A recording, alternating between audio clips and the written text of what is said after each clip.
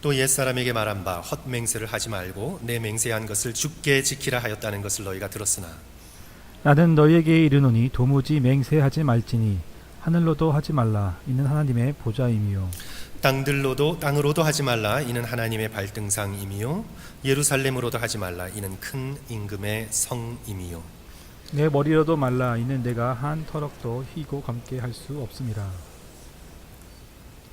같이 읽습니다. 오직 너희 말은 옳다 아니라 하라 이에서 지나는 것은 악으로부터 나느니라. 아멘. 지난 9월 추석에 모이면 더 어색한 친척들이란 제목의 신문 기사를 제가 보았습니다. 그 신문 기사에 한 30대 직장인이 이렇게 인터뷰한 글이 실렸습니다. 학창 시절부터 엄마 아빠와 나눈 주된 이야기는 성적과 관련된 것이었다. 대화 내용은 공부를 더 열심히 하라, 성적을 더 올리라는 부모님의 잔소리가 중심이었다. 결국 아빠의 일방적인 윽박지름으로 대화가 종결된 것이 대부분이었다. 대화 횟수 자체가 적은 것은 아니었다. 하지만 따지고 보면 전부 일방적인 훈계였다.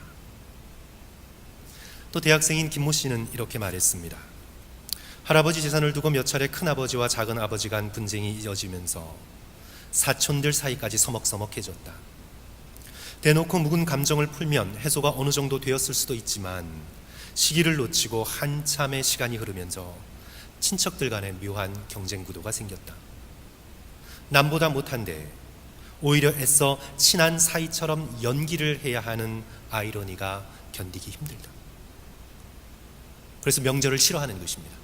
추석이나 명절만 되면 이 관계와 대화 때문에 많은 사람들이 힘들어합니다. 한국의 상황이긴 하지만 오늘 우리 동포의 상황과도 크게 다르지 않을 것이라 믿습니다. 오늘날 가족끼리 함께 시간을 보내는 경우는 하루 30분에서 1시간 정도라고 합니다. 그런데 그 시간 대부분도 핸드폰을 들여다보기 바쁘지 정말 대화의 시간을 갖지 못한다고 합니다. 그 시간도 대부분 일방적인 대화, 그리고 성공이나 성취를 강조하는 대화, 아니면 마음을 숨기고 그런 척 연기하는 대화가 대부분이라고 합니다. 마음이 통하지 않은 이런 대화는 성도 여러분, 인간 타락의 결과입니다. 우리 잠깐 타락 이전의 대화, 그리고 타락 이전의 언어가 어떠했는지 우리 창세기 1장을 한번 찾아서 저희들 함께 살펴보도록 하겠습니다. 성도 여러분께서 구약 성경 펴시고요. 우리 창세기 1장 우리 함께 살펴봅니다. 천지를 창조하시면서 온 우주에 울려 퍼진 하나님의 첫 말씀은 어떤 것이었나요? 우리 창세기 1장 3절과 4절 말씀 우리 다 같이 한 목소리로 읽습니다. 하나님이 이르시되, 시작. 하나님이 이르시되 빛이 있으라 하시니 빛이 있었고 빛이 하나님이 보시기에 좋았더라. 하나님이 빛과 어두움을 나누사. 명령과 감탄이지요. 하나님의 입에서 떨어지시는 두 언어, 명령과 감탄입니다. 빛이 있으라. 그리고 보시니 어땠습니까? 참 좋다. 참 좋다. 하나님의 창조의 명령과 그 뜻대로 이루어진 좋은 상태를 보신 하나님의 기쁨의 탄성, It's good. 참 좋다. 참 좋다. 이 하나님의 기쁨의 감탄사가 온 우주를 감싸고 있었습니다. 7일 창조를 쭉 읽어 내려가시면 보시기에 좋았더라 라는 말씀이 반복되어 나오는 것을 우리는 보게 됩니다. 이 모든 것을 다 창조하시고 우리 31절 다 같이 한 목소리로 다시 읽습니다. 하나님이, 시작. 하나님이 지으신 그 모든 것을 보시니 보시기에 심히 좋았더라. 저녁이 되고 아침이 되니 이는 6째 날이니라. 심히 좋았더라. Very good. 하나님의 기쁨과 즐거움의 언어가 온 세상에 울려 퍼졌습니다. 매우 좋구나. 하나님의 기쁨의 탄성이지요. 하나님의 형상을 닮은 인간의 첫 언어 역시 감탄이었습니다.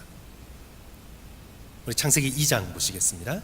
창세기 2장 23절 보시면 아담이 하와에게 사람의 입에서 나온 첫 대화, 첫 말이 어떤 것이었습니까?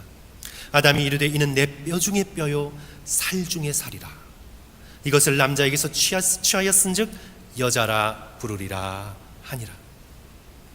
기쁨과 놀라움의 감탄이지요. 내 뼈 중에 뼈요 살 중에 살이라. 나와 떨어질 수 없는 존재이구나. 나의 반쪽이구나. 상대를 바라보면서 감탄하고 경탄하고 받아주고 즐거워하는 그런 언어가 타락 이전의 우리들의 언어였습니다. 그런데 아담과 하와가 선악과를 따먹고 타락한 이후에 그들의 대화는 변했습니다. 서로를 비난하며 책임을 전가하는 언어가 되었습니다. 우리 창세기 3장으로 넘어가 보시면 3장 12절 우리 보시면 아담이 이르되 하나님이 주셔서 나와 함께 있게 하신 여자 그가 그 나무 열매를 내게 주므로 내가 먹었나이다. 비난과 책임 전가의 언어입니다. 또한 하와는 뱀을 비난하지요. 뱀이 나를 꿰므로 내가 먹었습니다. 타락한 이후에 비난과 책임 전가의 언어가 우리의 언어가 되었습니다. 오늘 에덴의 동쪽 타락한 현실을 살아가는 우리의 입에 올려진 그런 언어이지요. 앞에 신문기사 인터뷰의 내용을 다시 들어보십시오. 결국 아빠의 일방적인 윽박지름이 모든 대화를 지배합니다. 남보다 못한데 오히려 애써 친한 사이처럼 서로 연기를 하는 위선의 대화가 우리의 입술에서 현실이 되었습니다. 이것이 바로 타락한 언어의 현실이죠. 이에 대한 성경의 처방은 성도 여러분 무엇일까요? 우리가 사랑의 40일 말씀 캠페인 교재 3장을 우리가 함께 읽었는데요. 우리 저자인 탐 헐러데이의 통찰에 따라서 여러 가지가 있지만 오늘 말씀의 이 시간에 두 가지만 함께 살펴보고자 합니다. 하나는 믿음이고요. 그리고 둘째로 마음입니다. 우리 차례대로 살펴봅니다. 첫째로 우리는 의미 있는 대화를 위해서는 믿음을 바탕으로 우리가 함께 대화해야 하는 것입니다. 당연한 것이지요. 우리의 대화는 서로를 향한 믿음이 있어야 합니다. 저 사람이 거짓말을 하고 사실을 왜곡하고 헛소문을 돌리는 사람이라는 그런 의심이 있다면 우리는 대화할 때 당연히 경계하게 되고 겉도는 대화만 하게 됩니다. 어쩌면 의례적인 인쇄만 하고 우리가 빨리 벗어나려고 할지 모르겠습니다. 그래서 대화는 기술이 아니라 서로를 향한 믿음입니다. 우리가 올바른 의미 있는 즐거운 대화를 하기 위해서는 서로를 향한 믿음이 있어야 합니다. 그러므로 우리는 믿음을 다시 쌓도록 결단해야 되겠습니다. 우리 저자도 권고하고 있는 바 우리는 친구, 아들, 딸, 남편, 아내, 형제, 자매, 교우들과의 관계 속에서 믿음을 다시 쌓겠다고 결단할 수 있는 저와 여러분이 되었으면 좋겠습니다. 믿음이 있어야 의미 있는 대화를 할 수 있기 때문입니다. 믿음을 쌓기 위해서 가장 중요한 것은 정직함입니다. 오늘 마태복음 본문의 말씀을 우리 함께 보시기 바랍니다. 예수께서 주시는 산상수훈의 말씀인데요. 맹세하지 말 것을 말씀하시면서 5장 34절 이하를 보시면 나는 너희에게 이르노니 도무지 맹세하지 말지니 하늘로도 하지 말라.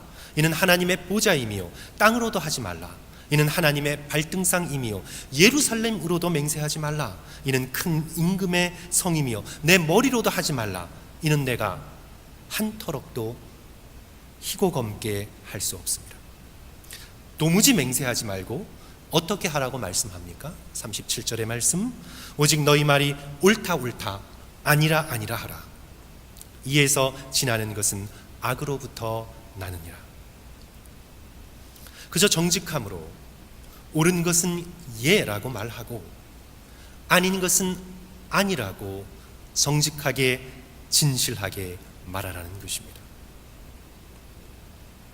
우리 대화에 대한 전반에 걸친 아주 중요한 교훈을 예수 그리스도께서 우리에게 주고 계시는 것이지요. 맹세는 왜 하게 됩니까? 그저 옳다 옳다 아니라 아니라 하면 될 것을 왜 맹세하게 되나요? 상대방에게 확신을 주기 위해서, 좋은 인상을 주기 위해서 우리는 맹세하게 되지요. 그러나 그렇게 하지 말고 그저 진실되고 정직하게 맞는 것은 예라고 말하고 틀린 것은 아니요 라고 말하라는 그런 가르침입니다. 우리의 대화가 진실함과 정직함의 바탕을 두어야 한다고 강조하고 계십니다. 오직 너희 말이 옳다 옳다 아니라 아니라 하라.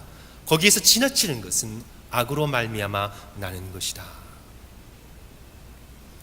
우리 책의 저자 톰 헐러데이도 의사소통에 있어서의 믿음의 문제에 대해 말하면서 믿음의 중심에는 예와 아니요 이 두 가지의 간단한 말이 있다고 우리에게 가르쳐주고 있습니다. 성도 여러분, 우리의 인간적인 대화가 굉장히 복잡한 것 같습니다. 그 많은 복잡하고 많은 대화, 그러나 그 대화의 중심으로 내려가면 아주 간단합니다. 예라는 초록색 단추와 아니요 라고 하는 빨간 단추.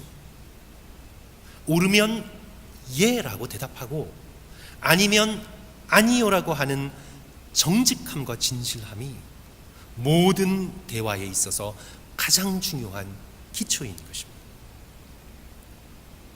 우리 다시 아담과 하와로 성도 여러분 돌아가 보겠습니다. 선악과를 따먹고 숨어있는 아담에게 하나님께서 물으셨습니다. 3장 11절의 말씀이지요. 이르시되 누가 벗었음을 내게 알렸느냐? 내가 내게 먹지 말라 명한 그 나무 열매를 내가 먹었느냐? 이 하나님의 질문에 아담은 예라고 정직하게 대답하면 됩니다. 예, 제가 먹었습니다. 뱀의 유혹에 넘어가 제가 먹었습니다. 그렇습니다. 저의 잘못을 용서해 주소서. 이것저것 핑계댈 것 없이, 이것저것 생각할 것 없이 정직하게 예는 예라고 대답하면 되었습니다. 만약 아담이 그럴 수만 있었다면 많은 것이 달라졌을 것입니다. 하와도 마찬가지지요. 내가 어찌하여 이렇게 하였느냐? 이 질문에 네, 그렇습니다.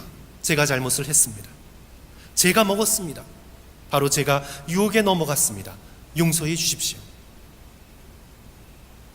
그러나 아담과 하와는 예를 예라고 하지 못했습니다.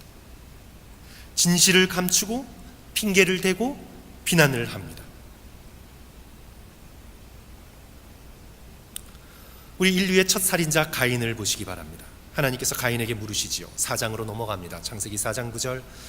내 아우 아벨이 어디에 있느냐? 가인은 자기의 부모 아담과 하와보다 한술 더 뜹니다. 나는 알지 못합니다. 내가 내 아우를 지키는 자니까. 예, 그렇습니다. 제가 죽였습니다. 질투를 이기지 못하고 제가 죽였습니다. 주여 저를 벌하여 주소서. 말하는 대신에 그는 거짓말을 합니다. 그리고 오히려 하나님을 비난합니다. 왜 내게 묻는 것입니까? 내가 형제를 지키는 자입니까? 이런 언어의 타락으로 인하여 우리의 대화는 너무나 복잡하게 얽혀 있습니다. 성도 여러분 대화를 나누려고 해보십시오. 얼마나 복잡합니까? 모든 대화의 가장 깊숙한 곳에는 진실되게 예는 예고 아니면 아니면 되는데 우리의 대화가 얼마나 복잡합니까? 서로가 서로를 정탐하고 떠보고 눈치 보고 진실을 감추고 포장하고 거짓을 말하는 죄로 물든 대화가 우리의 언어의 현실이 되었습니다. 그래요, 사랑하는 성도 여러분, 우리 모두 다시 한번 우리의 대화 속에 진실함과 정직함을 회복하고자 하나님께 꿇어 엎드리시는 저와 여러분 되시기를 주님의 이름으로 간절히 축원합니다. 우리 교재의 저자가 자세하게 잘 가르쳐주고 있습니다.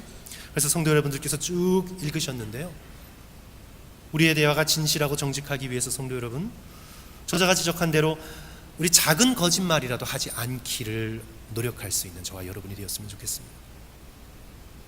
그냥 정직하게 변명하지 말고 예를 예라고 하고 아니요를 아니요로 하고 남의 기분을 조금 띄워주기 위한 작은 거짓말, 그런 거 하지 않았으면 좋겠습니다. 사실이 아닌데 상대의 기분을 맞춰주느라 좋은 말을 내뱉는 어떤 아첨하는 말, 이런 말 하지 말고 약속한 것을 끝까지 지키려고 애쓰고 설령 약속을 지키지 못하게 되었다면 정직하게 약속을 지키지 못하는 이유에 대해서 말하고 용서를 구하고, 자꾸 거기에 하나님 이름, 예수님 이름, 성령님 이름 대지 말고, 내가 기도했더니 자꾸 이런 말 하지 말고, 내가 약속을 못 지키게 되었으면 정직하게 사과를 하고 거기에 대하여 책임을 지고 얘는 얘라고 하고 아니요는 아니요라고 말할 수 있는 우리의 관계에 있어서의 정직함과 진실함으로 나아갈 수 있는 저와 여러분이 되었으면 좋겠습니다. 우리가 구체적으로 실천할 수 있는 한 가지를 저는 좀 생각해 보았는데요. 성도 여러분, 우리의 대화에서 더블 메시지를 사용하지 않겠다고 결단하셔야 합니다. 그래서 이번 일주일 아니면 이번 말씀 캠페인 동안 내가 주변 사람들과 내어뱉는 그런 언어 속에서 내가 더블 메시지, 이중의 언어 또는 이중 전술이라고 번역이 되는데, 이 더블 메시지를 하지 않겠다. 우리가 사실 우리의 대화에 더블 메시지가 너무나 많습니다. 특별히 체면을 중시하는 우리 한국 사람들이 많이 사용하는데요, 이 더블 메시지가 정직한 대화를 망칩니다. 제가 예를 들어 설명을 드리겠는데요. 남편이 내일 골프를 치러 가고 싶어 합니다. 그런데 아내는 집을 청소하려고 합니다. 남편이 도와주었으면 하고 지금 바라고 있습니다. 이제 전날 밤 남편이 아내 주위를 어슬렁거리면서 눈치를 보며 묻습니다. 여보, 나 내일 친구들과 골프 치러 가도 돼? 그런데 아내가 여기에 힐끗 보며 좋으실 대로 하세요, 이렇게 말하는 것이 전형적인 더블 메시지입니다. 왜 더블이냐 하면 겉의 메시지는 어떤 것인가요? 좋으실 대로 하세요. 표면적인 메시지는 좋으실 대로 하세요죠. 그러면 남편이 내가 좋으니까 하라는 소리구나, 그런 뜻으로 알아듣고 나가면 이제 큰일 나는 겁니다. 표면적으로는 좋으실 대로 하세요라고 말은 했지만 사실은 그 뜻이 아니에요. 속에 숨겨진 뜻은 더블 메시지가 있는 거죠. 좀 과격적인 표현으로 하면 나가면 죽어, 이런 소리입니다. 어디 나가봐, 어떻게 되나. 이중입니다. 메시지가 하나가 아니라 더블입니다. 한마디의 메시지가 더블이에요. 정직하지 못하고 진실되지 못한 대화법입니다. 이런 대화를 계속해서 배우자와 자녀들에게 사용하면요, 듣는 사람은요, 말하는 사람의 눈치를 보기 시작하고, 그리고 나중에는 억울해지기 시작합니다. 좋으실 대로 하세요, 이 말은 굉장히 나쁜 말입니다. 남편 입장에서 보면 골프 치러 나가도 큰일이 나고, 그래서 이제 남아서 아내를 도와주긴 도와줘야 되는데 그것도 마치 자기가 좋아서 하는 것처럼 그렇게 해야 되는 거예요. 아주 나쁜 메시지이죠. 그래서 성도 여러분, 더블 메시지를 사용하지 마시고 차라리 아내가 정직하게 이렇게 말하는 것이 훨씬 좋습니다. 여보, 나 혼자 청소하려면 너무 힘들어요. 당신이 도와줬으면 좋겠어요.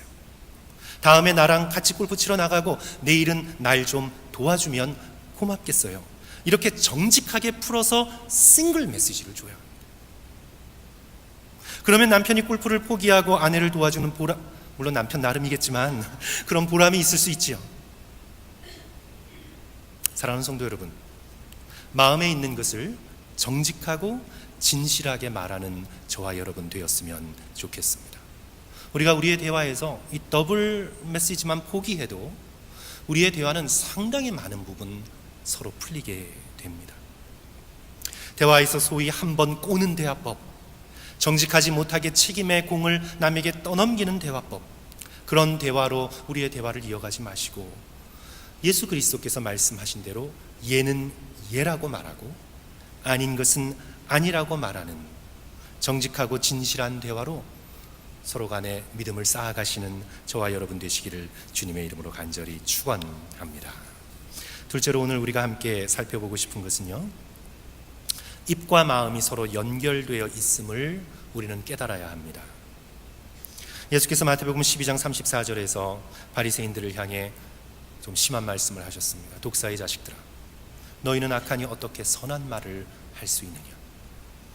이는 마음에 가득한 것을 입으로 말함이라. 우리의 언어에 문제가 있다면 그것은 단지 입의 문제가 아니라 무엇의 문제라고요? 마음의 문제입니다. 우리는 마음에 가득 들어있는 것을 입으로 쏟아놓을 수밖에 없기 때문입니다. 그래서 우리의 말에 문제가 있다면 우리는 우리의 마음을 살펴보아야 합니다. 요즘 들어서 자꾸 내 입에서 비판적인 말, 부정적인 말을 쏟아내고 있다면 내 마음에 해결되지 않은 상처의 응어리가 없는지 하나님 앞에 나와 우리의 마음을 열어보아야 합니다. 어떤 경우에는 사람의 주목을 받기 위한 동기로 부정적인 것을 말하기도 하지요. 클래식한 예가 무엇입니까? 양치기의 비유입니다. 늑대다라는 거짓말을 통해서라도 그 순간만큼이라도 내 목소리가 들려지고 또 내 말이 받아들여지기를 원하는 것이지요. 그러니까 내 옆에 있는 말이 우리 마음의 상태와 연결이 되어 있습니다. 성도 여러분, 청소년 시절을 한번 돌아와 보십시오. 욕을 많이 하잖아요. 정말 어른들이 생각하기에 희한한 욕들을 만들어내어서 정말 많이 합니다. 왜 그럴까요? 그 시절이 인생에서 가장 불안한 시절이기 때문에 그렇습니다. 부모의 권위에 대해 의문을 가지고 반항하기 시작하면서 마음에 많은 분노도 있고 미래에 대한 불안도 있습니다.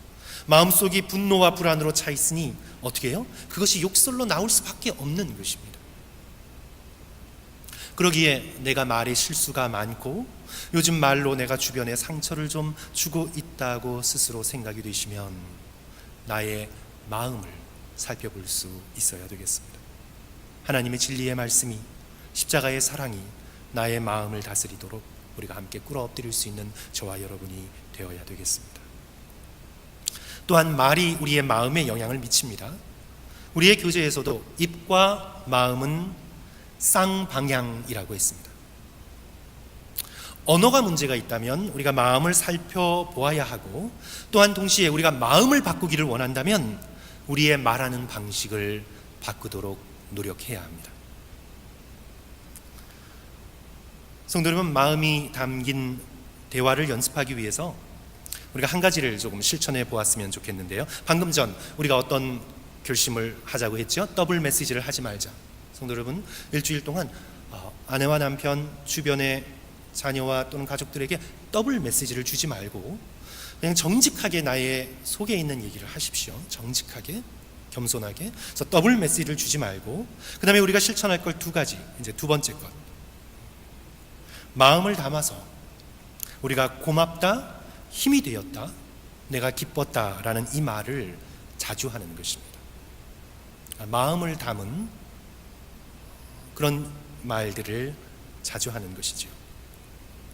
한국에서 베스트셀러가 되었던 미움받을 용기의 저자 기시미 이치로가 계속 강조하고 있는 것입니다. 칭찬이 좋은 것이긴 한데, 우리가 칭찬은 고래를 춤추기도 한다, 이런 말도 있고요. 칭찬이 좋은 것이긴 한데, 이 기시미 이치로는 이 칭찬은 평가가 들어있기 때문에 권위적이라고 이야기합니다. 그러니까 우리가 칭찬할 때 칭찬하는 나는 일단 위에 있고, 그 다음에 칭찬받는 상대는 아래에 있다는 것을 전제로 하고 있거든요. 칭찬은 내가 위에 있고 그 다음에 받는 자가 아래에 있다고 생각하고 있어서 이 칭찬 자체는 수직적이고 권위적이라는 것입니다. 그래서 우리가 때때로 부적절한 칭찬이 우리의 마음을 상하게 하는 경우도 많죠. 그래서 이 아들러의 심리학을 연구한 기시미 이치로는 칭찬하지 말고 칭찬 대신에 자신의 마음을 전하는 것이 훨씬 더 효과가 크다고 이야기합니다. 그러니까 어떤 일을 해주었을 때 칭찬하지 말고, 칭찬은 수직적이고 권위적인 것이 되니까 그렇게 칭찬하지 말고, 어떤 일을 해주어서 고마울 때 자신의 마음을 담아 고맙습니다 라는 표현을 하는 것. 고맙습니다. 큰 힘이 되었습니다. 자녀가 설거지하는 것을 도와줄 때 잘한다 라는 표현보다 너가 이렇게 도와주니 정말 고맙다, 너가 이렇게 해주니 내가 너무 기쁘다, 바쁜데 나 혼자 하려고 했는데 너가 이렇게 도와주니까 정말 큰 힘이 되었다. 그러니까 수직적으로 칭찬하는 것이 아니라 수평적으로 나의 고마운 마음을 겸손하게 상대방에게 전하는 언어, 그 언어를 사용하는 것이 우리의 인간 관계를 동등하고 아름답게 맺어가는데 훨씬 더 좋은 것입니다. 그래서 성도 여러분, 이번 일주일 동안 가족들에게, 친구들에게 그 조그만 친절에 대하여 내가 고맙다, 큰 힘이 되었다, 이렇게 해주셔서 참 기뻤다, 이 마음을 담아 여러분의 마음을 전달하는 훈련을 해나가십시오. 그렇게 우리의 입술로 그런 훈련을 해나갈 때에 우리의 마음이 감사하는 마음과 기뻐하는 마음으로 바뀌게 될 줄 믿습니다. 성도 여러분, 오늘 말씀을 정리합니다. 죄로 인해 우리의 언어가 타락했지만 우리는 십자가를 의지해서 우리의 언어를 다시 회복할 수 있음을 믿습니다. 다시 예를 예라고 하고 아닌 것을 아니라고 하는 정직하고 진실한 대화를 해나갈 수 있는 저와 여러분이 되었으면 좋겠습니다. 다시 예수님의 사랑의 마음을 담아서 진실로 서로를 귀히 여기고 고맙다, 힘이 되었다, 기뻤다, 서로를 받아주며 마음을 담은 대화를 해나갈 수 있었으면 좋겠습니다. 우리 다시 한번 십자가를 의지하고요, 우리의 언어와 우리의 대화가 하나님이 들으시기에 정말 좋으신 기쁜 대화가 되시기를 주님의 이름으로 간절히 축원합니다. 기도하겠습니다.